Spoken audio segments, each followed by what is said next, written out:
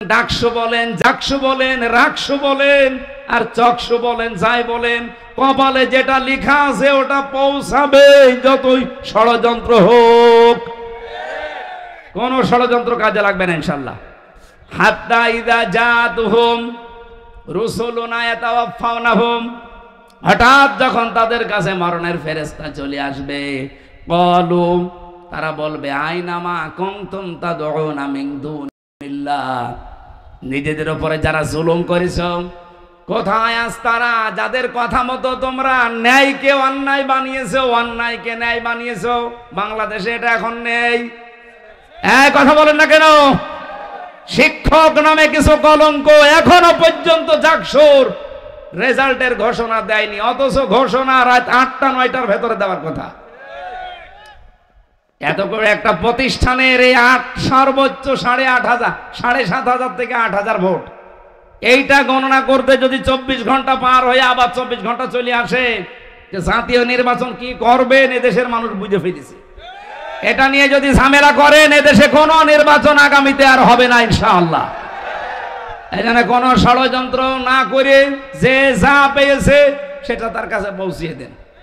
আর যারা ষড়যন্ত্র করছেন তাদের কিন্তু ফেরেশতারা এটা বলবে। আষাঢ় দিয়ে যখন মরণের বিছানায় পড়বেন তখন বলবে, মাতা কুনতুম তাদউনা মিন দুনিল্লাহ, আল্লাহ বাদে তাদের উপরে ভরসা করেছিলে, কেউ আমেরিকার দিকে, কেউ ভারতের দিকে, কেউ লন্ডনের দিকে, কই তারা? ক্বালু, ওরা বলবে, দল্লু আন্না, আমাদের থেকে এ লন্ডন, আমেরিকা, ইন্ডিয়া সব উদা হয়ে গেছে।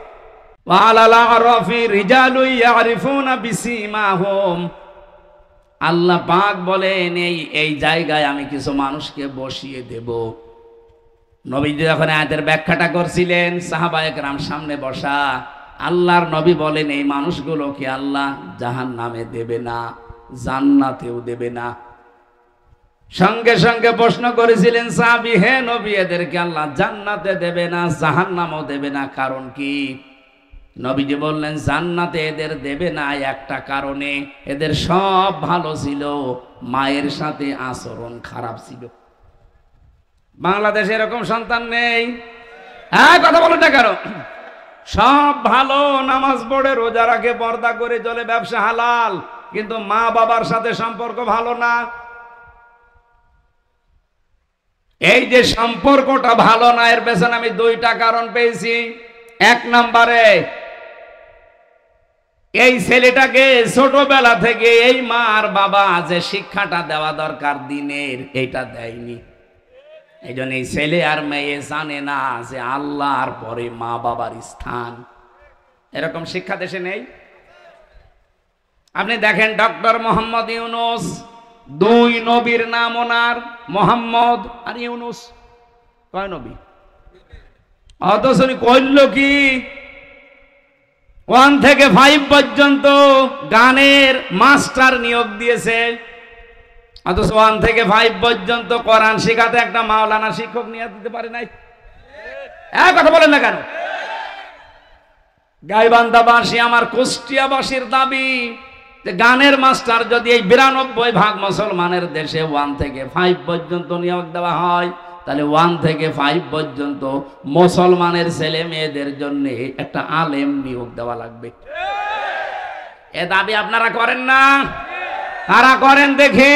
লিল্লাহে তাকবীর।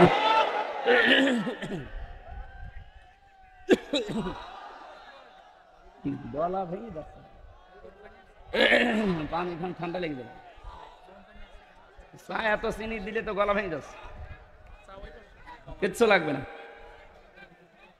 এমনি গরম পানি আছে, এখন আর হবে না। রিভাব দেন ভাই, ঠিক আছে। সর্বোচ্চ দায়িত্বে যেহেতু আছেন আপনি, এতগুলো মানুষের জীবনের উপরে দাঁড়িয়ে আছেন, বসে আছেন, যাই হোক, ফেব্রুয়ারির 12 তারিখে নির্বাচন দিয়ে আপনি চলে যাবেন, অলরেডি ঘোষণা দিয়েছেন, আপনি চলে যান। কিন্তু যাওয়ার আগে এমন একটা কাজ করে যান যেন এই জাতির কাছে আপনি অমর হয়ে থাকতে পারেন। এটা আমরা চাই না। নয়তো আরব নামক প্রাচীরে আপনি দাঁড়িয়ে থাকবেন, কারণ আপনি তো নিজের অজান্তে জানেন না যে মা বাবা কি। 2 নম্বরে, অনেক সন্তান আমরা মা বাবার হক পরিপূর্ণ আদায় করতে পারি না বোর কারণে। এলাকা মনে হয় এরকম বউ নেই। আর এই বউগুলোকে শুধু পেছন দরজা দিয়ে ধাক্কা দেয় ওই শাশুড়ি। কার কার বউ আর শাশুড়ি এরকম ঝামেলা আছে একটু সাহস করে হাত তোলেন তো। আরে ভাই আপনার তো আসলে সাহস আছে, রেকর্ড হচ্ছে দেখতে পাচ্ছেন না?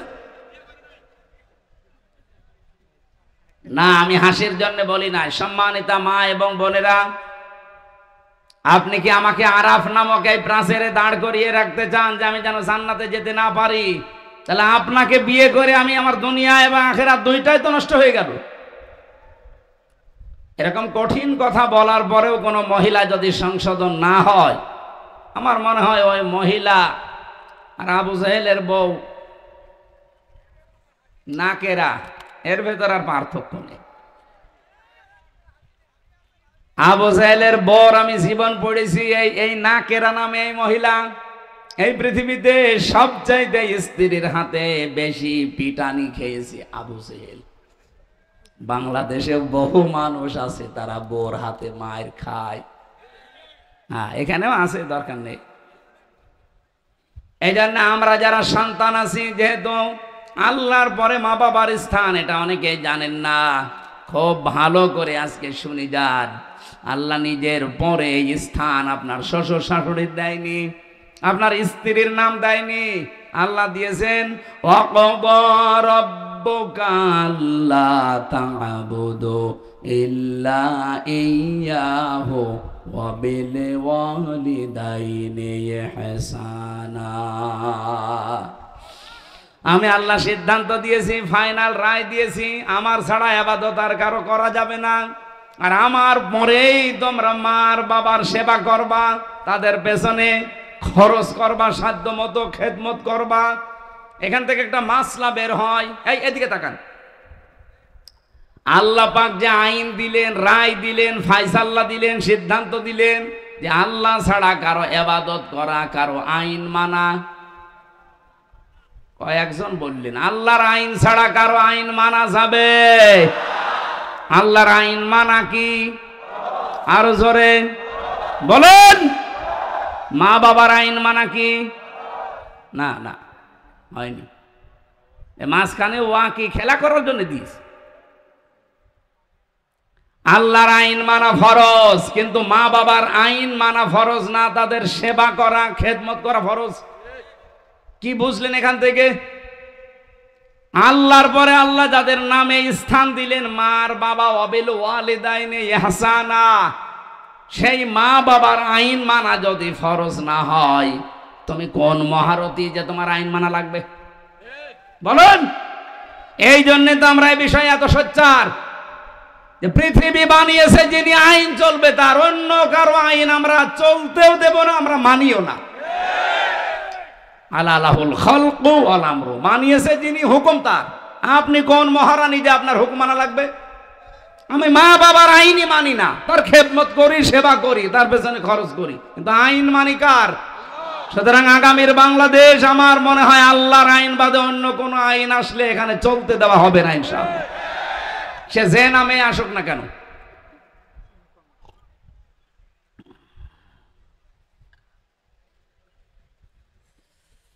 গাইবান্ধাবাসী, এ পর্যন্ত আমি স্টপ করলাম। আপনি বুঝে ফেলেছেন যে মা বাবার সাথে বেয়াদবি করলে, তাদের হক আদায় না করলে আপনি জান্নাতে যেতে পারছেন না, ওই জায়গায় দাঁড়াবেন।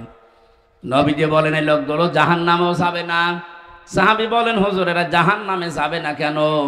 বিশ্ব নবী জানিয়েছেন এরা দিন কায়েমের জন্য দুনিয়াতে চেষ্টা করেছে, এই জন্য আল্লাহ জাহান্নামে দেবে না। তার মানে হাদিস অনুযায়ী ফাইনাল বলা যায়, যারা বাংলাদেশে আজ দিন কায়েমের জন্য চেষ্টা করছেন, আপনি আর যাই করেন জাহান্নামে আপনাকে আল্লাহ দেবে না। এজন্য এখনো যারা অ্যাক্টিভ হতে পারেননি বাংলাদেশে, একামতে দিনের দায়িত্ব পালন করবেন, আপনি কর্মী হবেন। এখনো যারা আসতে পারেননি আসেন ফিরে, আপনাকে দিয়ে আল্লাহ কাজ করাতে চাই। আপনার যদি মন তৈরি না হয়, জোর করে আল্লাহ কিন্তু নিয়ে আসবে না। আল্লাহু ইয়াজতাবি ইলাইহি মাইয়াশা ওয়া ইয়াহদি ইলাইহি মাইয়ুনিব। আল্লাহ পাক যাকে ইচ্ছা মনোনীত করেন, নির্বাচিত করেন, পছন্দ করেন, আল্লাহ তাকে সিলেক্টেড করেন। তাকে কোন মানুষ? ইয়াহদি ইলাইহি মাইয়ুনিব, তাকে আল্লাহ হেদায়েত দেন যেই লোকটা আল্লাহর দিকে মন থেকে ফিরে আসতে চায়। সুতরাং একামতে দিনের কাজ আপনাকে দিয়ে আল্লাহ করাবে যদি আপনার মন তৈরি হয়। আপনি আর সাধারণ মানুষ তখন এক না। এজন্য মন তৈরি করে ফেলেন, সিদ্ধান্ত নিয়ে ফেলেন, এই দেশে দিন কায়েম হওয়ার আগ পর্যন্ত আমার কোনো বিশ্রাম নেই। এক কথা বলেন না কেন?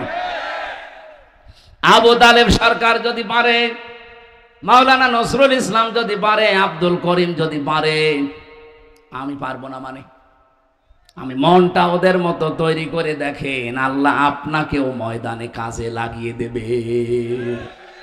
এর আগে একটা শব্দ আছে, এটা আমাকে খুব ভাবায়। বাংলাদেশের বহু আলেম, অনেক পীর পর্যন্ত এ রাস্তায় আসতে চায় না, বিভিন্ন ফতোয়া দেয়। এবার আপনি তাদের কথা শোনেন তো।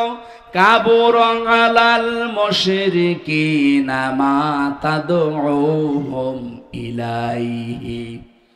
হে নবী, আপনি মানুষকে যেদিকে ডাকেন দিন কায়েম করা লাগবে, এই কথা শুনলে সবচাইতে বেশি মন খারাপ হবে, খারাপ লাগবে, রাগ করবে মুশরিকরা। সুতরাং এই বাংলাদেশে আমরা যারা দিন কায়েমের কথা বলি, আল্লাহর বিধান কায়েমের কথা বলি, এ কথা শুনলে যে পীর রাগ করে, এ কথা শুনলে যে ইমাম রাগ করে, এ কথা শুনলে যে হাজি রাগ করে, সে যেন বিশ্বাস করে তার জীবনে কোনো না কোনো কায়দার শিরিক হচ্ছে, আর শিরিক হলে সে লোকটা মুশরিক। আমি আশা করি কথা বোঝাতে পেরেছি। আপনার কাছে দিন কায়েমের কথা শুনলে যদি রাজনীতি মনে হয়, যদি মনে হয় এটা ধান্দাবাজি, দুনিয়ার কাজ, আপনি বিশ্বাস করেন আপনার দ্বারা কোনো না কোনো ভাবে শিরিক হচ্ছে। আর শিরিক যে করে সে কি? মুশরিক। বলেন বলেন। কাবুরা আলাল মুশরিকিনা মা তাদউহুম ইলাইহি। হে নবী, আপনি যেদিকে মানুষকে ডাকছেন, আনাকিমুদ্দিন ওয়ালা তাতাফাররাকু ফি, আসো দিন কায়েম করি, এ বিষয়ে কোনো মতপার্থক্য চলবে না। আপনার কথা শুনলে রাগ হবে তাদের যারা মুশরিক। তা আমরা তো দিন কায়েমের জন্য বলি, আমার বাবার আইনের কথা বলি না। আপনার রাগ হয় কোন কারণে? আপনি কেন বলেন যে হামজা রাজনীতি করে? আমি বিশ্বাস করি আপনার জীবনে কোনো না কোনো কায়দায় শিরিক হয়ে যাচ্ছে, ওই শিরিক আগে আপনি বন্ধ করেন, নয়তো আপনার রাগ হবেই, এটাই স্বাভাবিক। এজন্য সময় যখন এসেছে দিন কায়েম করার চেষ্টা করলে যেহেতু জাহান্নামে যাওয়া লাগে না, আপনাকে আমি আহ্বান জানাচ্ছি, ফিরে আসেন। দলে দলে পালে পালে মানুষ যেভাবে আসতেছে, আপনিও আসেন, মন তৈরি করেন। এদেশে আর কোন জালেম, কোন চাঁদাবাজ মাথা ছাড়া দিয়ে উঠতে পারবে না ইনশাআল্লাহ।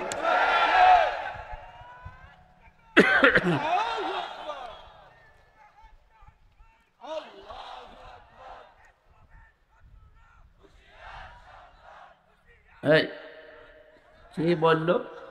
ইসলামের নাকি? ইসলামের? আমার ইসলামের কি? আমার ভাইরা, সূরা আরাফের যে আয়াত পড়েছি, এবার আমি আয়াত থেকে কথা বলার জন্য প্রবেশ করছি। আল্লাহ ডাক দিয়েছেন বনি আদম সন্তানদের। আমরা বনি আদমের সন্তান না? বলেন বলেন। হ্যাঁ, আপনার দল আলাদা থাকতে পারে, আপনি রাজনীতি আলাদা দল করতে পারেন, কিন্তু আপনি আদমের সন্তান কিনা বলেন, নাকি শয়তানের সন্তান? আল্লাহ পাক ডাক দিয়েছেন, ইয়া বানি আদামা ইম্মা ইয়াতিয়ান্নাকুম রাসূলুম মিনকুম। হে বনি আদম সন্তানেরা, যদি তোমাদের কাছে আসে তোমাদের ভেতর থেকেই কোন রসুল, এই এদিকে তাকান, আল্লাহ কিন্তু রসুল এক বচন দেননি, রসুলুন দিয়েছেন বহু বচন। মিনকুম, তোমাদের ভেতর থেকেই, মধ্য থেকে যদি কোন রসুল আসে। আমার প্রশ্ন, এখন পৃথিবীতে রসুল আছে? আছে। রাসূল আছে মানে রসুলের নায়েবরা আছে। আল উলামা ওয়ারাসাতুল আম্বিয়া, আলেমরা নবীদের ওয়ারিস, উত্তরাধিকারী, নায়েবে রসুল, স্থলাভিষিক্ত। এজন্য আল্লাহ রসুলুন দিয়েছেন। কিয়ামত পর্যন্ত তার নবী মুহাম্মদ রাসূলুল্লাহ থাকবে না, কিন্তু তার নায়েবরা থাকবে। কথা বলেন না কেন? মাওলানা নজরুল ইসলাম সেরকম একজন নায়েব। ইয়াকুসুনা আলাইকুম আয়াতি, আমার আয়াতগুলো তারা তোমাদের সামনে বর্ণনা করবে। ওনারা কি সারা জীবন আল্লাহর আয়াতগুলোই বর্ণনা করেছে? সে মাদ্রাসায় বলেন, মাহফিলে বলেন, ময়দানে বলেন, নাকি নিজের আয়াত বানিয়েছে? আয়াতি একালিপ টান আছে, আমার আয়াত তারা বর্ণনা করে তোমাদের সামনে। সেই কথার ধারাবাহিকতায় আমিও হামজা এসেছি সেই কুষ্টিয়া থেকে। আল্লাহর কসম, আমি আল্লাহর আয়াতগুলোই বর্ণনা করে আপনাদের শোনাচ্ছি। আমি আপনাদের মতোই মানুষ। এখন আপনাদের দায়িত্ব কি? ফামানিত্তাকা ওয়া আসলাহা ফালা খাউফুন আলাইহিম ওয়ালা হুম ইয়াহজানুন। আমাদের এই কথাগুলো শোনার পরে যে ব্যক্তি নিজেদেরকে আল্লাহর ভয়ে ভীত বানাবে, তাকওয়াবান হবে, মুত্তাকি হবে এবং নিজেদের জীবনকে যারা সংশোধন করে নেবে, ফালা খাউফুন আলাইহিম, গ্যারান্টি দিচ্ছেন আল্লাহ, কোনো চিন্তা নেই, কোনো ভয় নেই। সুতরাং আমাদের উচিত হবে, বনি আদম সন্তানকে আল্লাহ কিন্তু ডাক দিয়েছেন রাসূলদের মাধ্যমে। সেই রাসূল এখন থাকলে এভাবে ডাক দিত, তাদের ওই দায়িত্বটা পালন করতে এত দূর থেকে এসে আপনাকে ডাক দিচ্ছি, আসেন। আল্লাহর কোরআনের আয়াত আমি যেভাবে বুঝেছি ওইভাবে আপনাদেরকে বোঝানোর চেষ্টায় আছি। ইয়াকুসুনা আলাইকুম আয়াতি, আল্লাহর আয়াতগুলো তারা বর্ণনা করবে। আমার কাছে কোরআনে কারিমের সূরা ফাতিরের 29 নম্বর আয়াত একটু অন্যরকম লাগে, যেহেতু আয়াত তেলাওয়াত করে আপনাদেরকে ডাক দেওয়া লাগবে। ইন্নাল্লাযীনা ইয়াতলুনা কিতাবাল্লাহি ওয়া আকামুস সালাহ ওয়া আনফাকু মিম্মা রাযাকনাহুম সিররাও ওয়া আলানিয়া ইয়ারজুনা তিজারাতাল লান তাবুর। বলেন আল্লাহু আকবার। নিশ্চয় যারা আল্লাহর কিতাব তেলাওয়াত করছে এবং করবে, ইয়াতলুনা মুজারে, আকামুস সালাহ এবং নামাজ যারা কায়েম করবে এই জমিনে, আনফাকু মিম্মা রাযাকনাহুম সিররা ওয়া আলানিয়া, তারা তাদের সম্পদগুলো ব্যয় করবে গোপনে এবং প্রকাশ্যে, যেগুলো আল্লাহ রিজিক দিয়েছেন। ইয়ারজুনা, তারা এমন আশা করে, তিজারাতান, এমন একটা ব্যবসায়ের আশা করে, লাং তাবুর, কখনো সে ব্যবসায় লস হচ্ছে না, হবে না। বলেন সুবহানাল্লাহ। এদের ভেতরে আমরা তিনটা নির্দেশ পেলাম। এক নম্বরে যারা আল্লাহর কোরআন তেলাওয়াত করে, কি করে? বলেন বলেন। ওরা কোরআন শরীফের ভেতরে আপনি কোরআন পড়ার ব্যাপারে তিনটা শব্দ পাবেন, করা, রতালা আর এই তালাওয়া। তেলাওয়াতের যে ব্যাখ্যাগুলো আমি পেয়েছি তার অন্যতম ব্যাখ্যা হচ্ছে, কোরআন তেলাওয়াত করলে আপনাকে চারটা বিষয় মাস্ট বি মানা লাগবে। এক নাম্বার, আপনাকে শুদ্ধ করে পড়া লাগবে। আপনি তো আর জীবনে বিশ্ববিদ্যালয়ে এ বয়সে যেতে পারবেন না। ও গাইবান্ধাবাসী, এখান থেকে রেকর্ড হচ্ছে, সারা বাংলার মানুষকে জানাতে চাই, বাংলাদেশে একটা বিশ্ববিদ্যালয় আছে, তার নাম জামাত ইসলামী। আপনি আসেন এখানে, আল্লাহর কসম আপনাকে শুদ্ধ করে কোরআন তেলাওয়াতের ট্রেনিং দেওয়া হবে। এদের তালিমের একটা বিভাগই আছে। এ জেলায় নেই? আছে মানে কি, প্রত্যেক জেলায় থানায় থাকা লাগবে। আপনাকে আসলেই তারা, আজকে যে 18 জন ফর্ম পূরণ করে আমার হাতে, ওদের কালেমা পড়েনি কিন্তু মুসলমান হয়েছে, ওদের প্রত্যেককেই বলেছি আপনারা কোরআন যারা পড়তে পারেন না, আগে শুদ্ধ করে পড়া লাগবে। শুধু পড়া না, প্রতিদিন যা পড়েন ওটা আপনি মাতৃভাষায় বোঝেন কিনা ওটা আবার লিখে রাখা লাগবে। বিদ্যালয় আপনি বাংলাদেশে আর কোন জায়গায় আছে দেখান? নেই, আমি পাইনি। দু একটা পেয়েছি, সেটা জামাত ইসলাম থেকে ধার করা। অন্য যারা আছে শুরু করেছে তারা এখান থেকে ধার করে চালাচ্ছে, অথচ এদের 15টা পয়েন্ট প্রতিদিন পূরণ করা লাগে। আপনি যদি জীবনে আর কিচ্ছু না করেন, শুধু 6 মাস একটু ট্রেনিং দেন, আপনি এমনি ভালো হয়ে যাবেন। তাহলে আল্লাহর কিতাব তেলাওয়াতের প্রথম শর্ত শুদ্ধ পড়া, এরপরে বোঝা, এরপর আপনি যা বুঝলেন ওটা নিজে মানবেন। 4 নম্বরে যা মানেন ওটা যেন মানুষ মানতে পারে সেই ব্যবস্থা করে দেওয়া লাগবে। এই জন্য বাংলাদেশ জামাত ইসলামের কর্মী যারা, জামাত কর্মী মানে সমাজকর্মী। কথা বলেন না কেন? জামাত কর্মী মানে আপনি আল্লাহর কোরআন তেলাওয়াত করতে গেলে এই পয়েন্টগুলো আপনার সামনে চলে আসবে। আকামুস সালাহ, 2 নম্বরে নামাজ কায়েম করা লাগবে। ও বাংলার মুসলমানেরা, 54 বছর আমরা স্বাধীন হয়েছি, এই দেশে কি আজও নামাজ কায়েম হয়েছে? কি আছে? নামাজ পড়া আছে, আমরা নামাজ পড়ি। ফাসাল্লি লিরাব্বিকা, আপনার রবের জন্য নামাজ পড়েন। মাত্র একটা জায়গায় আল্লাহ কোরআনে দিলেন যে নামাজ পড়ো, আমরা সবাই নামাজ পড়ি। অথচ 82 জায়গায় আল্লাহ দিয়েছেন আকামুস সালাহ, নামাজকে কায়েম করো। এই কথা বলতে গেলে আপনার কাছে রাজনীতি মনে হয়, ধান্দাবাজি মনে হয়। আমার মনে হয় আপনি আল্লাহকেও ধান্দাবাজি বলবেন। কথা বলেন না কেন? আমি কি কোনদিন বলেছি যে আমার দাদাকে প্রতিষ্ঠা করা লাগবে? বলেন। আমি সেই বিশ্ববিদ্যালয়ে ফার্স্ট ইয়ার থেকে এখানে আসি, সেই 12 সাল থেকে কোনদিন আজ পর্যন্ত বলেছি যে আমার বাবা রিয়াজউদ্দিন তার আদর্শ কায়েম করা লাগবে? যতদিন বলেছি আল্লাহর কোরআন কায়েম করার চেষ্টা চালান, নামাজকে আপনি সংসদে নিয়ে যান। তখন সলিমদ্দি ভাই, কলিমদ্দি ভাই চলো নামাজ পড়তে যাই বলা লাগবে না। ইসলামকে আমরা এই 54 বছরে শুধু অনুরোধের জায়গায় রেখেছি, আদেশের জায়গায় নিতে পারিনি। কথা বলেন না কেন? আগামীতে ইসলাম কি অনুরোধের জায়গায় থাকবে না আদেশের জায়গায় যাবে? ওখান থেকে আদেশ আসবে, ডু ইট, এটা কর। আকামুস সালাহ। মাওলানা নজরুল ইসলামের মতো, আব্দুল করিমের মতো এই বাংলাদেশে 151 জন যদি এবার যেতে পারে সংসদের প্রথম অধিবেশনে, তাদের বলা লাগবে মাননীয় স্পিকার আমরা নামাজের বিল চাই। সূরা হজ 41 নম্বর আয়াত। আমি কি বানিয়ে বলছি? ওনারা করবে ওটা 100 ভাগ। যদি না করে ওনাদের ভোট দেওয়ার দরকার নেই। আল্লাযীনা ইম্মাক্কান্নাহুম ফিল আরদি আকামুস সালাহ। আমার এই সমস্ত মুমিন বান্দাদের আমি যদি রাষ্ট্রীয় ক্ষমতা দান করি, তারা সর্বপ্রথম নামাজ কায়েম করবে।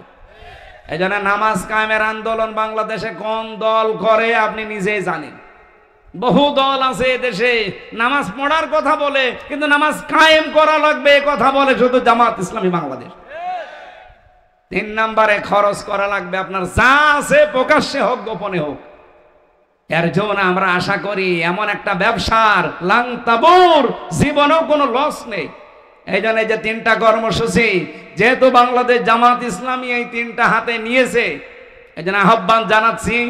আমরা বর্ণনা করে আপনাদেরকে আল্লাহর আয়াত থেকে তেলাওয়াত করে করে শুনিয়েছি। এখন আপনার বিবেকে যা লাগে আপনি তাই করেন। এরপরে আল্লাহ জানিয়েছেন আল্লাযীনা কাযযাবু বিআয়াতিনা ওয়াস্তাকবারু আনহা। আমার এই সহজ সরল আয়াতগুলো শোনার পরে যারা মিথ্যা প্রতিপন্ন করে, আস্তাকবারু আনহার, অহংকার করে মুখ ফেলিয়ে চলে যায়, যে এরকম কথা বলেই থাকে, এরকম অনেকে বলে না, উলাইকা আসহাবুন নার হুম ফিহা খালিদুন। এরা চিরকাল জাহান্নামে থাকবে, এরা জাহান্নামের অধিবাসী। বলেন নাউজুবিল্লাহ। এরপরে যে কথাগুলো আমি পড়েছি এর আয়াতের পরে, ফামান আযলামু মিম্মান ইফতারা আলাল্লাহি কাযিবান আও কাযযাবা বিআয়াতি। ওই লোকটার চাইতে বড় জালেম আল্লাহর দৃষ্টিতে আর কেউ নেই, যে লোকটা আল্লাহ সম্পর্কে মিথ্যা রচনা করে অথবা আল্লাহর আয়াতকে মিথ্যা প্রতিপন্ন করে। উলাইকা ইয়ানালুহুম নাসিবুহুম মিনাল কিতাব। তার কপালে যেটা লেখা আছে, এখানে কিতাব মানে তাকদীর, তার তাকদীরে কপালে যেটা লেখা আছে তার কাছে সেটা পৌঁছাবে। সুতরাং ডাকসু বলেন, জাকসু বলেন, রাকসু বলেন আর চকসু বলেন, যাই বলেন, কপালে যেটা লেখা আছে ওটা পৌঁছাবে, যতই ষড়যন্ত্র হোক। কোন ষড়যন্ত্র কাজে লাগবে না ইনশাআল্লাহ। হাত্তা ইযা জাতুহুম রুসুলুনা ইয়াতাওয়াফাউনাহুম। হঠাৎ যখন তাদের কাছে মরণের ফেরেশতা চলে আসবে, ক্বালু, তারা বলবে, আইনা মা কুনতুম তাদউনা মিন দুনিল্লাহ। নিজেদের উপরে যারা জুলুম করেছো, কোথায় আজ তারা যাদের কথা মতো তোমরা ন্যায়কে অন্যায় বানিয়েছো, অন্যায়কে ন্যায় বানিয়েছো? বাংলাদেশে এটা এখন নেই। কথা বলেন না কেন? শিক্ষক নামে কিছু কলঙ্ক এখনো পর্যন্ত জাকসুর রেজাল্টের ঘোষণা দেয়নি, অথচ ঘোষণা রাত 8টা-9টার ভেতরে দেওয়ার কথা। এত করে একটা প্রতিষ্ঠানের এই সর্বোচ্চ 8,500 7,500 থেকে 8,000 ভোট, এইটা গণনা করতে যদি 24 ঘন্টা পার হয়ে আবার 24 ঘন্টা চলে আসে, যে জাতীয় নির্বাচন কি করবেন এদেশের মানুষ বুঝে ফেলেছে। এটা নিয়ে যদি ঝামেলা করেন এদেশে কোনো নির্বাচন আগামীতে আর হবে না ইনশাআল্লাহ। এখানে কোনো ষড়যন্ত্র না করে যে যা পেয়েছে সেটা তার কাছে পৌঁছিয়ে দেন। আর যারা ষড়যন্ত্র করছেন তাদের কিন্তু ফেরেশতারা এটা বলবে। আষাঢ় দিয়ে যখন মরণের বিছানায় পড়বেন তখন বলবে মাতা কুনতুম তাদউনা মিন দুনিল্লাহ, আল্লাহ বাদে তাদের উপরে ভরসা করেছিলে, কেউ আমেরিকার দিকে, কেউ ভারতের দিকে, কেউ লন্ডনের দিকে, কই তারা? কলু, ওরা বলবে দল্লু আন্না, আমাদের থেকে এ লন্ডন, আমেরিকা, ইন্ডিয়া সব উদা হয়ে গেছে। আমি কি বানালাম এটা? এখন যদি বলেন লন্ডন কোথায়, এদিকে আসেন, আসেন এদিকে আসেন, আমি দরকারে তাফসীর এখন লিখবো। বলু দল্লু আন্না, আমাদের থেকে তারা উধাও হয়ে গেছে। কারা? যাদের কথা মতো আমরা এই ন্যায়কে অন্যায় বানাতাম। এরপরও জানি অনেকের বিবেক খুলবে না, বিশেষ করে এই হারফিক মজুমদার, এই ডাক্তার জাহেদ, এরকম বহু মানুষ এখন আছে ঘাপটি মেরে, যারা এই 15.5 বছরে এই 5 আটা গোলাম ছিল এই জালেমদের। শাহিদও তারা বলবে আলা আনফুসিহিম, আমরা নিজেরাই সাক্ষী দিচ্ছি আমাদের নিজেদের উপরে, আন্নাহুম কানু কাফিরিন, আমরা কাফের ছিলাম। আল্লাহ রাব্বুল আলামিন এরপরে কিছু আদর্শের কথা জানিয়েছেন, যে যারা জাহান্নামে প্রবেশ করবে, ওরা জাহান্নামে প্রবেশ করেই দেখতে পাবে ওদের পূর্বে যারা ওই জিন আর মানুষের ভেতরে যারা পথভ্রষ্ট করেছিল ওরা আগুনের ভেতরে। ওরা বলবে কুল্লামা দাখালাত উম্মাতুল লানাত উখতাহা হাত্তা ইযা দারাকু ফিহা জামিআ ক্বালাত উখরাহুম লিউলাহুম রাব্বানা হাউলাই আযাল্লুনা ফাআতিহিম আযাবান দি'ফাম মিনান নার ক্বালা লিকুল্লিন দি'ফুন ওয়ালাকিন লা তা'লামুন। জাহান্নামে প্রবেশ করে যখন দেখতে পাবে তাদের পূর্বপুরুষ, এতদিন যাদেরকে মেনে চলতো, মানুষের তৈরি করা আইন কায়েমের জন্য যারা চেষ্টা করতো, ওরা সব জাহান্নামের আগুনে এরা প্রবেশ করে ওদেরকে লানত দিতে থাকবে যে তোদের কারণে আজকে আমরা জাহান্নামে। ওরা বলবে আমাদেরকে বদদুয়া দিয়ে কোনো লাভ নেই। যেই বলবে আল্লাহ এদের কারণে জাহান্নামে এসেছি, এদেরকে ডবল শাস্তি দাও, আল্লাহ ধমক দিয়ে বলবেন সাবধান, 2 জনে আজকে ডবল শাস্তি। আমার মনে হয় এগুলো সব বানানো কথা, 100% সত্য কথা, অথেন্টিক কথা, কোরআনের কথা। আপনি বাড়িতে যে সূরা আরাফের 35, 36, 37, 38 নাম্বার আয়াত মিলিয়ে দেখেন, আপনার সাথেও মিলে যাবে। এই জন্য কার আদর্শ অনুসরণ করে চলছেন, শেষে আবার তার সাথে জাহান্নামে যাওয়া লাগে কিনা আমার তো ভয় হয়। এরকম বহু মানুষ ইয়াকদুমু কওমাহু ইয়াউমাল কিয়ামাতি ফাআওরাদাহুমুন নার ওয়া বিসাল বিরদুল মাওরুদ, সূরা হুদ 112 নম্বর আয়াত, না 99 নম্বর আয়াত। আল্লাহ বলেন যেই নেতা, যেই দলের নেতা জাহান্নামে যাবে, ওই দলের কর্মীরা নেতার সাথে জাহান্নামে যাবে। যদিও এটা ফেরাউনের জন্য নাযিল হয়েছে, এটা কিয়ামত পর্যন্ত থাকবে। এই জন্য এটা এমন কোন মানুষের আদর্শ অনুসরণ করা যাবে না, এমন কোন নেতার পেছনে থাকা যাবে না যে লোকটা জাহান্নামে যাচ্ছে তার সাথে আপনিও যাবেন। আল্লাহ আমাদের হেফাজত করুন, বলেন আমিন। সম্মানিত মা বোন যারা এসেছেন, আপনাদের মেয়েদের বালেগা হয়ে গেলেই তাদের নামাজের তাকিদ দেবেন এবং আদেশ করবেন। মেয়েরা বালেগ হয় যখন তাদের শরীর খারাপ আরম্ভ হয়। সে 12 বছরে হতে পারে, 13 বছরে, 14 বছরে, 15 বছরে যখন হয় তখন থেকেই তাকে নামাজের ইঙ্গিত দেবেন, আদেশ দেবেন এবং যেভাবেই হোক নামাজ আদায় করাবেন। হেলায় খেলায় যদি নষ্ট করেন, ও যদি জাহান্নামে যায়, না জাআলহুমা তাহতা আকদামিনা, আপনাকে ডাক দিয়ে মুখে জোড়া লাথি দিয়ে জাহান্নামে নিয়ে যাবে। সুতরাং আমাদের মা বোনদেরকে আল্লাহ হেফাজত করুন। সারা বাংলাদেশে জামাত ইসলামী থেকে 18 জন এমপি হয়েছিল, 2 জন মন্ত্রী ছিল। প্রায় 250-এর উপরে উপজেলা চেয়ারম্যান ছিল, 1000-এর উপরে প্রায় ইউনিয়ন চেয়ারম্যান আমরা খোঁজ পেয়েছি, 1500-র উপরে শুধু মেম্বার ছিল। আল্লাহর শুকরিয়া, এদের একটা মানুষের জীবনে 1 টাকার দুর্নীতিও পাওয়া যায়নি। এরা কি মানুষ না? তা আপনি এর চাইতে আর কি দেখতে চান? এরপরেও যারা গলাবাজি করে, চাপাবাজি করে, আমার মনে হয় গলা চেপে ধরা দরকার শয়তানগুলো। যারা এই কথাগুলো ছড়ায় এদের বিরুদ্ধে। আজকে ডাক্তার জাহিদুর রহমান নাকি একজন নাম, এই লোকটার চেহারার দিকে তাকালে আমার মনে হয় একটা টাটকা নির্ভেজাল শয়তান। বলছে বাংলাদেশ জামাত ইসলামী যদি মুক্তিযুদ্ধ হতো আমি তাদের সাপোর্ট করতাম না, কারণ তারা ইসলাম নিয়ে রাজনীতি করে। এ কথা যে লোকটা বলে তার ঈমান থাকার কথা। এরকম নাস্তিক মার্কা লোক যারা মারা যাবে এই দেশে, ঘোষণা দেওয়া দরকার যে তাদের জানাজার নামাজ দরকার নেই, হয় পড়িয়ে ফেলবেন নাই কবরে দিয়ে দেবেন এমনিতে।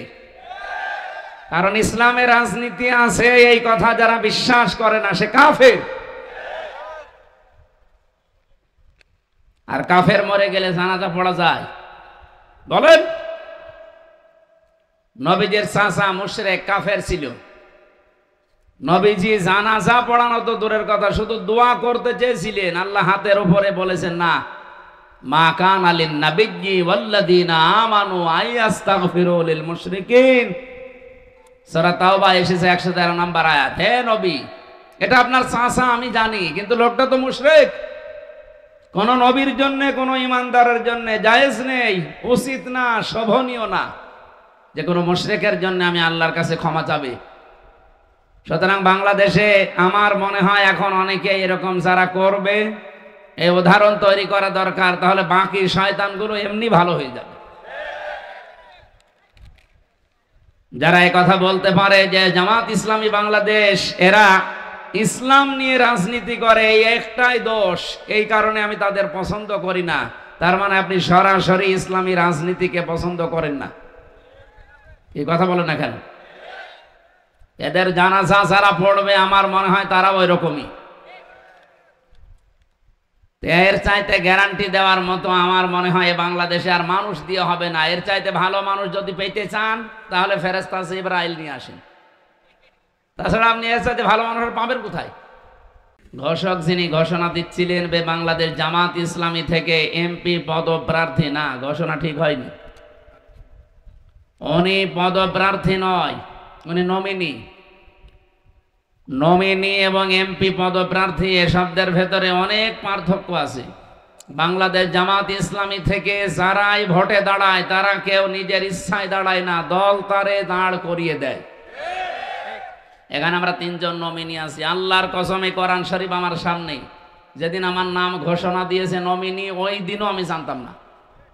ওনাদেরকেও জিজ্ঞাসা করেন ওনারা জানতো কিনা, ওনারাও জানে না। বাংলাদেশে একমাত্র একটাই দল আছে, সে নমিনি হবে কিনা সে নিজেও জানে না, অথচ এই নমিনি হওয়ার জন্য, পদ পাওয়ার জন্য অন্য দলের দিকে তাকান, মারামারি করে মরে যায়। এর চাইতে আপনি আর কি চান? এ দলের ভেতরে কোনো ডাইলখোর নেই, কোনো বাবাখোর নেই, কোনো মদখোর নেই, কোনো নারীখোর নেই, এমনকি বিড়িখোরও নেই। আপনি বলেন বিড়িখোর আছে? আর অন্য যে দলের গলাবাজি করেন, বিড়ি না, ও যে কি খায় ও নিজেও জানি না। কোন দিক থেকে তারা পারে না, শুধু মিথ্যার উপরে ভর করে। কোনো আদর্শ আছে তাদের? এদেশে যারা জামাত ইসলামের বিরুদ্ধে বলে, শিবিরের বিরুদ্ধে বলে, একটারও কোনো আদর্শ নেই। ওদের পেছনে হাত দিয়ে দেখবেন চরিত্র বলতেই কিছু নেই। আমার মনে হয় রক্ত পরীক্ষা করলে কি যে বের হবে আল্লাহ ভালো জানে। এর চাইতে আর শক্ত কথা বলতে পারলাম না। সুতরাং বাংলাদেশে শুধু নজরুল ইসলাম না, 300 মানুষের নাম বাংলাদেশ জামাত ইসলামী থেকে ঘোষণা এসেছে। আমরা কেউ এমপি পদপ্রার্থী না, আমরা সব নমিনি। আমার কথা মনে হয় বোঝা গেছে। আমিরে জামাত ডাক্তার শফিকুর রহমান হাফিজাহুল্লাহ ঘোষণা দিয়েছেন যে এই দল থেকে কেউ এমপি হলে, মন্ত্রী হলে 5 বছরে তার একটা টাকা বাড়বে না, যা আছে আরো কমে যাবে। আপনি অন্য কোন দলের লোককে ঘোষণা দিতে বলেন তো, আমার মনে হয় বাংলাদেশে যে দল আছে কোন দল থেকে এমপি দাঁড়াবে না। ঝামেলা করে করবো কি? আমার আসনে যিনি দাঁড়াবে, আমি নাম নিলাম না, উনি অলরেডি ঘোষণা দিয়েছে যে এই আসন ঠিক রাখার জন্য আমি 100 কোটি টাকা খরচ করব। কি লাভ আপনার? আপনি 100 কোটি টাকা খরচ করবেন একটা আসনের জন্য, আপনার কি লাভ বলেন? অবশ্যই আপনি 500 কোটি টাকা এখান থেকে তুলবেন। আর আমাদের 1 টাকা খরচও নেই, তোলার কোনো ধান্দাও নেই। এই জন্য উনি শুধুমাত্র অধ্যক্ষ ছিলেন না, উনি সাবেক উপজেলা চেয়ারম্যান ছিলেন। ওনার ভেতরে কোনো দুর্নীতি 5 বছরে পেয়েছেন আপনারা। সুতরাং আমরা আর কিছু বলতে চাই না, এখন আপনাদের বিবেকের উপরে ছেড়ে দিয়েছি, যা করবেন করেন। এখানে উপস্থিত হয়ে ধন্য করেছেন বাংলাদেশ জামাত ইসলামী গাইবান্ধা জেলা শাখার সম্মানিত জেলা আমির মোহতারাম আব্দুল করিম আতালাল্লাহু উমরাহু ওয়া বারাকাল্লাহু ফি হায়াতি, আমিন। সহসভাপতি খন্দকার মমিনুর রহমান, এখানে ইঞ্জিনিয়ার, গণপূর্ত বিভাগ, রংপুর এসেছেন উনি, দামাত বারকাতুহুমুল আলিয়া। আলোচনা রেখেছেন গাইবান্ধার সন্তান হাফেজ মাওলানা রবিউল ইসলাম। বিশেষ অতিথি, আমন্ত্রিত অতিথিবৃন্দ, যত মানুষের নাম দিয়েছেন আপনি, এত মানুষের নাম পেলেন কোথায়? ওরে বাবা, এটা একটা করে নাম বলে দোয়া করতে গেলে আমার গলা ভেঙে যাবে। একবারে দোয়া করে দিলাম। আজকে এই মাহফিলটা যার মাধ্যমে এসেছে, উনি এখান থেকে সে কুষ্টিয়া, আমারই আজকে প্রায় 5 ঘন্টা সময় লেগেছে এই গাড়িতে, তাহলে ওনার তো 6-7 ঘন্টা লাগতো যাওয়া আসায়, কমপক্ষে 14 ঘন্টা রাস্তায় কাটিয়েছে। এই যে পাশে এই মানুষটা আবু তালেব মন্ডল না, সরকার, আপনি কি এখনই সরকারি চলে এসেছেন? আল্লাহরে গোলামকে আল্লাহ তার এই দিনের জন্য যে কষ্ট স্বীকার করেছিলেন যেন উত্তম জাযা দান করেন। আমার আগে কথা বলছিলেন মাওলানা হুসাইন আহমেদ মাহফুজ, চুয়াডাঙ্গা থেকে এসেছে, উনি সময় পাননি।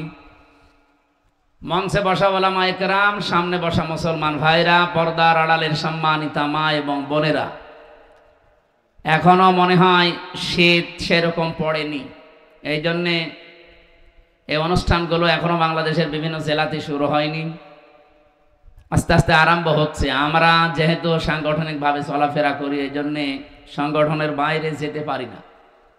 আমাদের সর্বোচ্চ জায়গা থেকে নির্দেশ দেওয়া যে নিজের এলাকাতে থাকবেন, এবার বাইরে যাওয়া এখন দরকার নেই।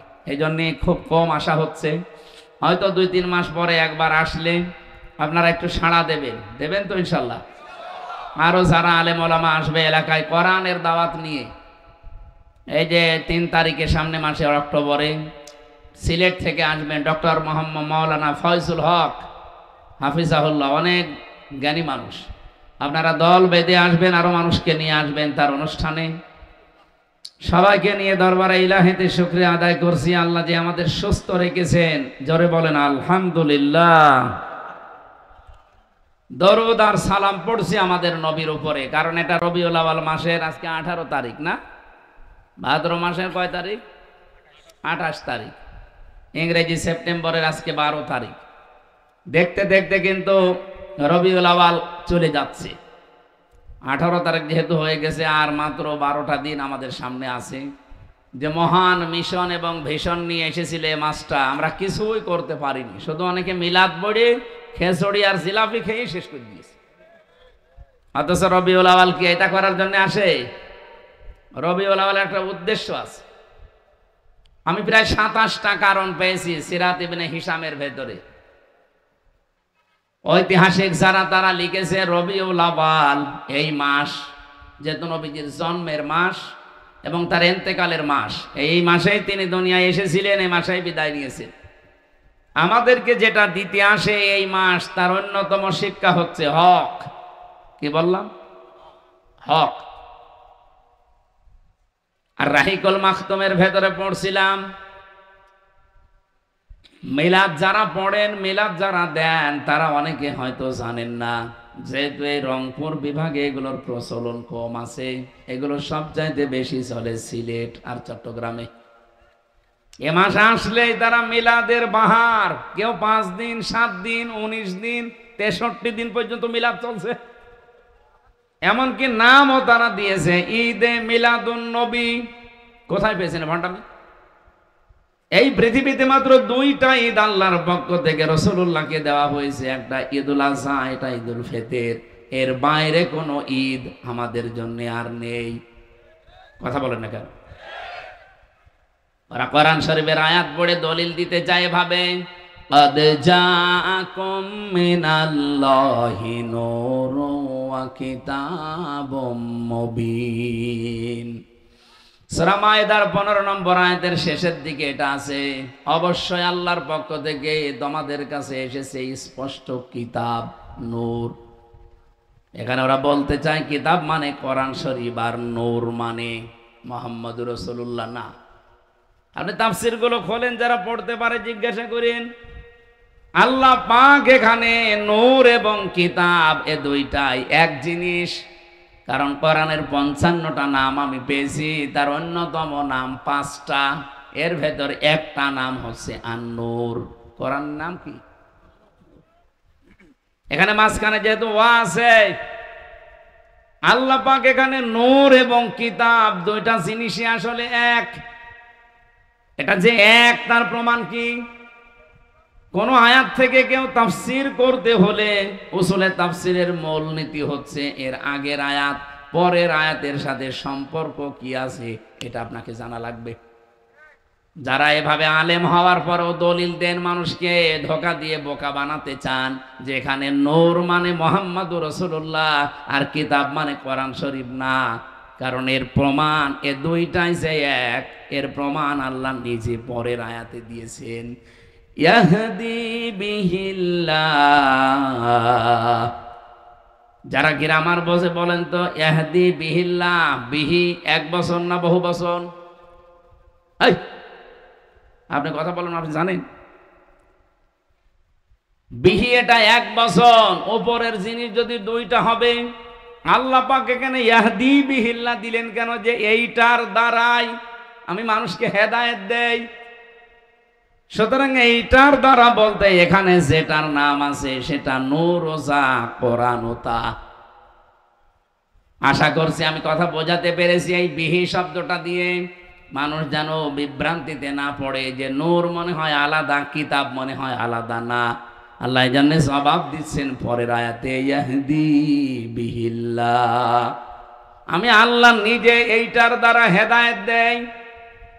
মানে তাবা রিদওয়ানাহু, যে ব্যক্তি অনুসরণ করে চলবে এই কিতাবকে, এই নূরকে, আল্লাহ রাব্বুল আলামিন বলেন আমি নিজে তার উপরে রাজি এবং খুশি হয়ে যাব।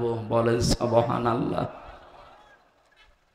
ও গাইবান্ধাবাসী, কোরআনের আয়াত পড়ে ঠিক, কিন্তু নিজেদের স্বার্থ সিদ্ধির জন্য, নিজেদের দলীয় চিন্তা ভাবনাকে এস্টাবলিশ করার জন্য অনেক মানুষ কোরআনের ভেতরে নিজের মন মতো রায় ঢুকিয়ে দেয়। কত সুন্নি নাম নিয়ে, কত গরম সুন্নি, ঠান্ডা সুন্নি, মিঠা সুন্নি, কত রকমের নাম নিয়ে আজ বাংলাদেশে যে ষড়যন্ত্রগুলো চলছে, এই যে মাজার নিয়ে, কবর নিয়ে, এগুলো সব দাদা বাবুদের শেখানো এই মাজার পন্থীদের দিয়ে করা। রাজবাড়িতে, রাজশাহীতে যে ঘটনা ঘটেছে, এর পেছনে শুধুমাত্র ওরা না, এখানে কলকাঠি নাড়ছে দাদারা। এই নরু পাগলার লাশ তুলে যারা পুড়িয়ে ফেলেছে, আপনি ধরেন তাদেরকে, ডিম দেওয়া লাগবে না, শুধু ডিম দেখাবেন, এমনি সব বলে ফেলবে। কি কথা বলছেন? দুর্বিসন্ধি চলছে। এ বাংলাদেশের ভেতরে একটা বিশৃঙ্খল পরিবেশ তৈরি করে দিয়ে আন্তর্জাতিক মডেল যারা আছে তাদেরকে দেখাতে চাইবে যে এই দেশে জঙ্গি ভরে গেছে। অথচ বাংলাদেশে যে জঙ্গি নেই তার প্রমাণ হচ্ছে এই 1 বছর 1 মাস। বলেন তো 1 বছর 1 মাসে একটা জঙ্গি ধরা পড়েছে? যদি আমাদের আপা থাকতো, আর আপনাদের তো ভাবি, ভাবি যদি থাকতো এক বছর এক মাসে মনে হয় কয়েক হাজার আলেমকে জঙ্গি বলে ধরে আটক করে রাখতো। আমারেও ধরে গেছিল, আমার নামে মামলা দিয়েছে, আমি নাকি আনসারুল্লাহ বাংলা টিমের প্রধান। ও সাতাশে কি আমি আজ পর্যন্ত জানি না। আমার যদি হালকা মামলা দিত যে জামাতের সমর্থক, তাও তো হইতো। বলেন তো কোন মামলা দিয়েছে? জীবনে কোনোদিন নামই শুনিনি। আমি ভেতরে যে একজনকে পেয়েছিলাম 3 বছরের ভেতরে, ওনার নাম আব্দুল মতিন। উনি হচ্ছে আল্লাহর দলের সারা বাংলাদেশের প্রধান সভাপতি। একদিন বললাম, মতিন ভাই আপনি তো সারা বাংলাদেশের আল্লাহর দলের সভাপতি, সেক্রেটারি কে? বলছে আমার ছেলে। মানে সভাপতিও ওর ছেলে সেক্রেটারি, এদেশে আর কেউ নেই। এরকম রাম আর বামদের দলও আছে না নেই? এদের যে ভরাডুবি হয়েছে তার প্রমাণ এই ডাকসু। যেই কয়টা মুখ বাজি গলা বাজি করত, এমন পচা পচেছে। বাইরের দেশেও কিছু আছে এদের দোসরেরা, এই যে হারপিক মজুমদার নাকি যেন নাম, নিজম মজুমদার, ওর নাম আমি ভালো জানি না। ওই হারপিক মজুমদার দেখি মাঝে মাঝে, পাগল হয়ে গেছে লোকটা। নির্বাচনের আগের দিনও কত লাইভ করে করে মানুষকে বিভ্রান্ত করছিল যে আপনারা কে গরু ছাগলকে ভোট দেবেন, তাও শিবিরকে দেবেন না। অথচ শিবিরে যে ভোট পেয়েছে সব মিলেও তার সমান হয়নি।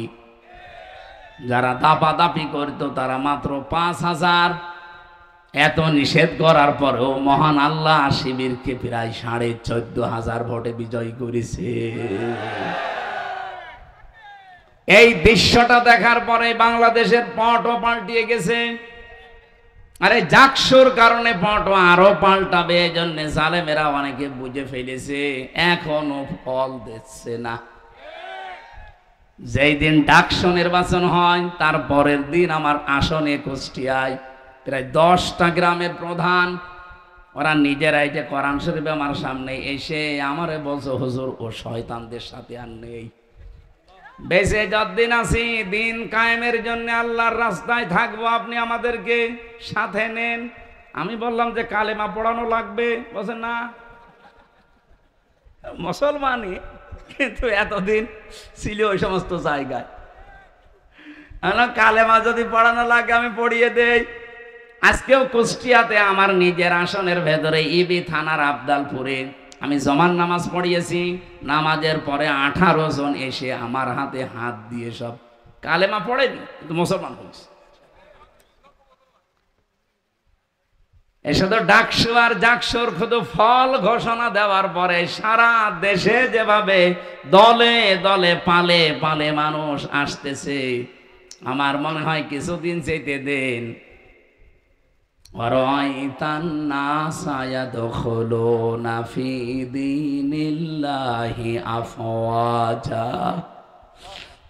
আপনি দেখবেন দলে দলে পালে পালে মানুষ ইসলামে প্রবেশ করছে। সেই দৃশ্য এখন বাংলাদেশে দেখা যাচ্ছে। আল্লামা দেলাওয়ার হোসাইন সাইদি শহীদ রহমতুল্লাহ আলাইহি, তার সন্তান জনাব মাসুদ সাইদি ভাইয়ের হাতে আজকে 50 জন এসে যোগ দিয়েছে, মুসলমান হয়েছে। কারণ ওই এলাকায় হিন্দু বেশি। আমার তো মনে হচ্ছে 1500 বছর আগে নাজিল হওয়া কোরআনের সূরা এই নসরের আয়াতটা বাংলাদেশের জন্য এখন খাপের খাপ, মমতাজের বাপ মিলে যাচ্ছে। এই কথা বলেন না কেন? এই জন্য ঝড় যখন উঠেছে এই দেশে এখন দল সে নামে আসুক না কেন, 2টা, হয় আল্লাহর দল নয় শয়তানের দল। আমি ওপেন ঘোষণা দিয়েছি আমার কুষ্টিয়ায় যে বাংলাদেশে এখন দল 14টা থাক আর 28টা থাক আর 73টা থাক, দল এখন 2টা, হয় আল্লাহর দল নয় শয়তানের দল। এই জমিনে যারা আল্লাহর দ্বীন কায়েম করতে চায়, আল্লাহর বিধান প্রতিষ্ঠা করতে চায়, তারা সব এক দল। এবং আল্লাহর আইনের বাইরে যারা মানুষের তৈরি করা বিধান কায়েম করতে চায়, এরা এক কথায় শয়তানের দল। এখন আপনার সিদ্ধান্ত, আপনার কাছে কোনটায় যাবেন। আল্লাহর দলে থাকলে বিজয়ী হলেও আপনার লাভ, যদি হেরে যান তাও লাভ। আর শয়তানের দলে থাকলে হয়তো টাটকা কিছু সুখ পেতে পারেন, আজীবন আপনাকে জাহান্নামের আগুনে থাকা লাগবে। অনেক আলেম পর্যন্ত আমি এখন দেখতে পাচ্ছি, এটা গায়বান্ধা আছে কিনা আমি জানি না, অনেক জেলাতে দেখি অনেক আলেমের ভেতরে এখনো দোদুল্যমান অবস্থা, যে যদি অ্যাক্টিভ ভাবে ইসলামের পক্ষে আমি লেগে পড়ি আর যদি পাশ না করে তখন আমার ইমামতি থাকবে। তো আপনি ইমামতি নিয়ে আসেন, আর আপনার এরকম মনে হয় কেন যে এবার ইসলাম যাবে না? আপনি 100% বিশ্বাস করতে পারেন বাংলার সংসদে এবার ইসলাম যাবে।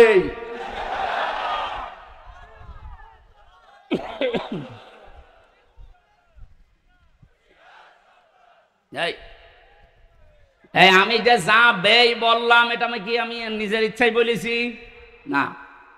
সূরা আলে ইমরানে এসেছে, ওয়ালা তাহিনু ওয়ালা তাহজানু ওয়া আনতুমুল আ'লাউনা ইন কুনতুম মুমিনিন। কোনো ভয় নেই, কোনো চিন্তা নেই। শব্দটা কিন্তু ওয়া আনতুম আ'লাউনা ছিল, অথচ আ'লাউনার আগে আলিফ লাম দিয়ে এটাকে আল্লাহ নির্দিষ্ট করে দিয়েছেন।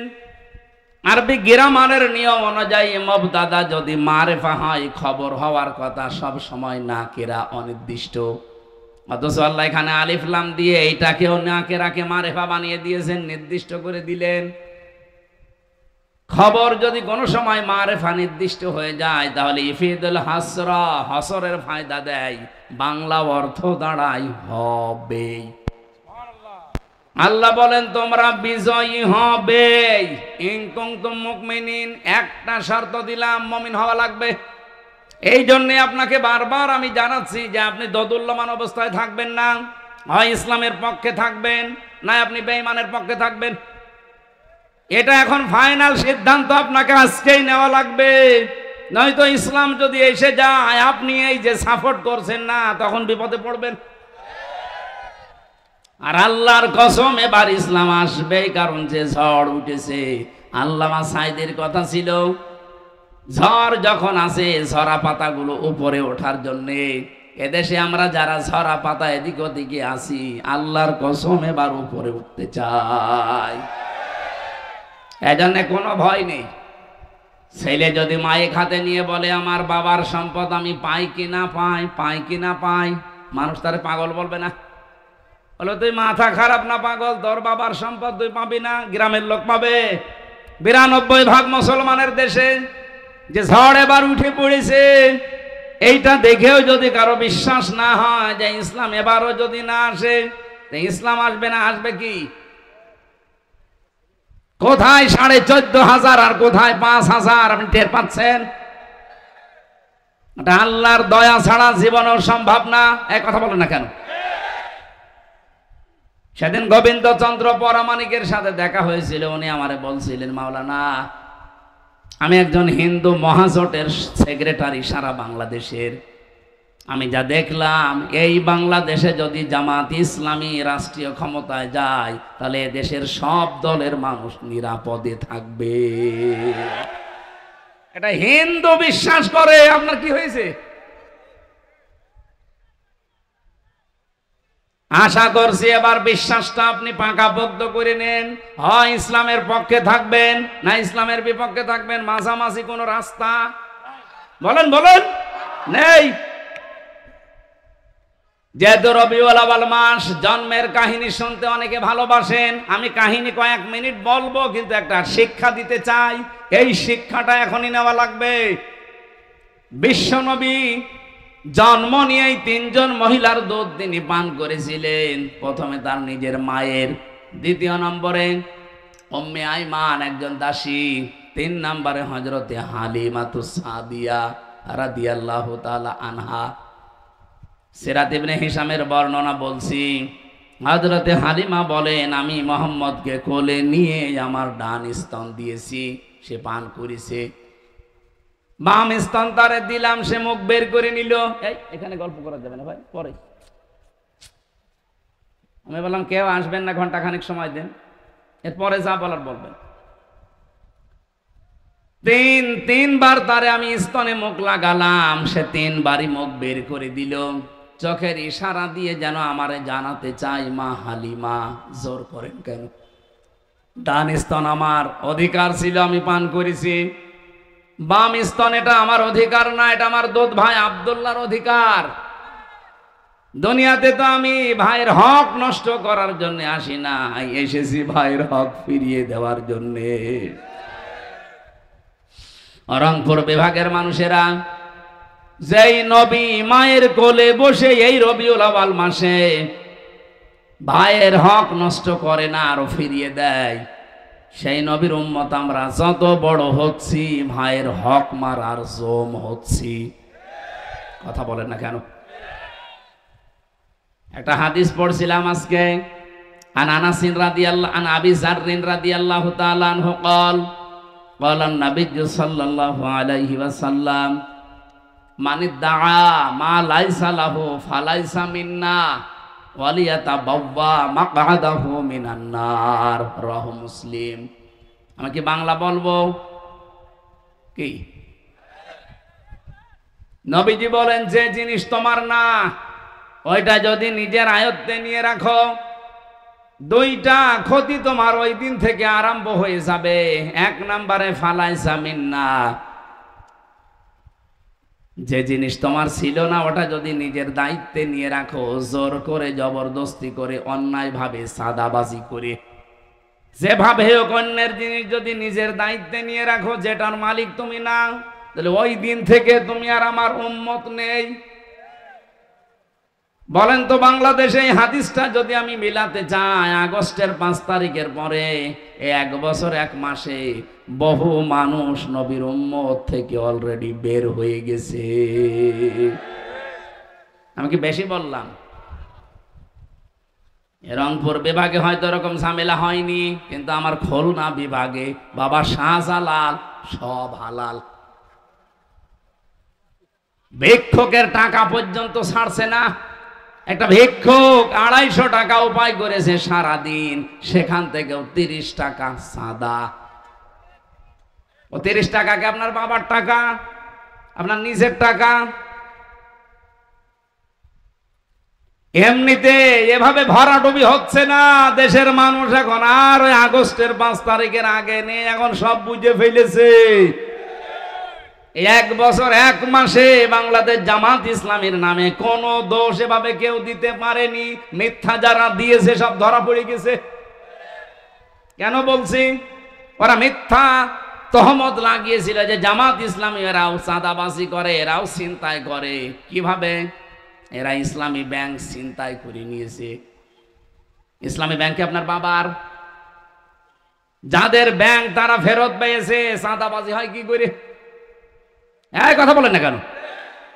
যারা আজ বলে ইসলামী ব্যাংকও ছিনতাই হয়ে গেছে, ব্যাংকে আপনার বাবার, এদের মাথার ঘাম পায়ে ফেলে বানানো ব্যাংক, এটা হারিয়ে গিয়েছিল, এখন তারা ফেরত পেয়েছে।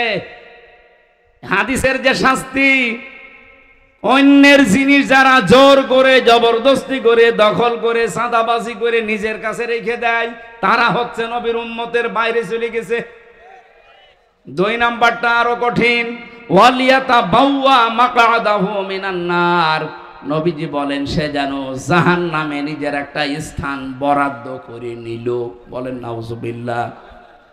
বাংলাদেশের মানুষেরা, বিশেষ করে রংপুর বিভাগের মানুষেরা আলা ভোলা, এদের একটা নামই আল্লাহ পাকই কারা দিয়েছে আল্লাহ জানে। সে যাই হোক, এর একটা আলা ভোলা।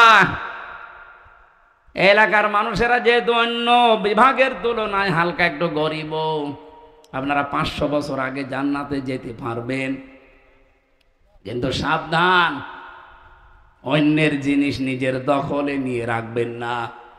তাহলে অলরেডি আপনি জাহান্নামে নিজের একটা স্থান কিন্তু বরাদ্দ করে ফেলেছেন।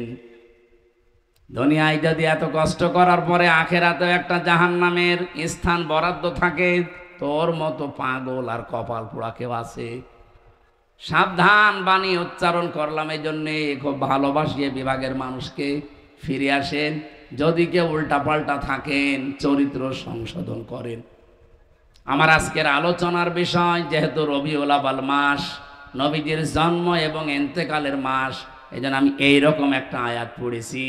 আমার আলোচনার বিষয় হচ্ছে কার আদর্শ অনুসরণ করছেন, প্রশ্নবোধক চিহ্ন। এরপরে লেখা আছে সাবধান। কি বললাম বোঝা গেছে? কার আদর্শ অনুসরণ করছেন, প্রশ্নবোধক চিহ্ন। সবার কাছে এই প্রশ্নটা। পরের শব্দ একটা আছে সাবধান, আশ্চর্যবোধক শব্দ। আমি এর উপরে কথা বলবো ইনশা। তাহলে যেই নবী মায়ের কোলে বসে এই রবিউল আউয়ালে ভাইয়ের হক ফিরিয়ে দেয়, সেই নবীর উম্মত এখন যদি আমরা ভাইয়ের হক মেরে খাই, তা কিসের মিলাদ পড়েন আপনি? আমার কথা মনে হয় বোঝা গেছে। তাহলে আজকে থেকে আপনি সিদ্ধান্ত নিতে পারেন, জীবনে আর যাই হোক আমার দ্বারা কারো হক অধিকার যেন নষ্ট না হয়, আমরা যেন মেনে চলতে পারি এই রবিউল আউয়ালে। এই পয়েন্টটা বলেন আমিন।